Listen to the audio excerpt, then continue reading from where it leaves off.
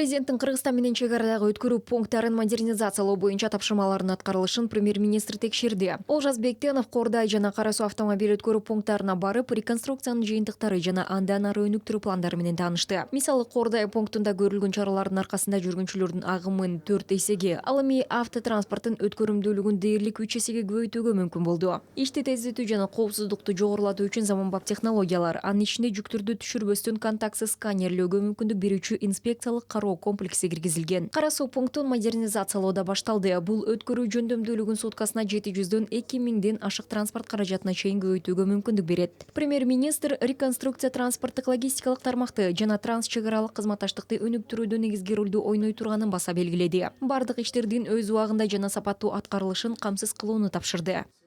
На сегодняшний день для увеличения пассажиропотока Бүгүнкү күндө жүргүнчүлөрдүн агымын көбөйтүү максатында транспорт каражаттары үчүн тилкелерди 4дөн 8ге чейин, келүү жана кетүү залдарындагы паспорттук көзөмөл кабиналардын 20 жумушчу орундан 40 жумушчу орунга чейин көбөйттүк. Транспорт каражаттарын, жүктөрдү жана товарларды натыйжалуу текшерүү максатында биз Рапескан маркасындагы инспекциялык текшерүү комплексин колдонобуз. Ал товарларды түшүрбөстөн рентген нурлануусу аркылуу жеңил транспорт каражаттарын, жүктөрдү сканерлеп, аларды өткөрүп жиберүүгө мүмкүндүк берет. Орточо эсеп менен бир транспорт каражатына 15ден 20 мүнөткө чейин убакыт кетет. транспортное средство с грузом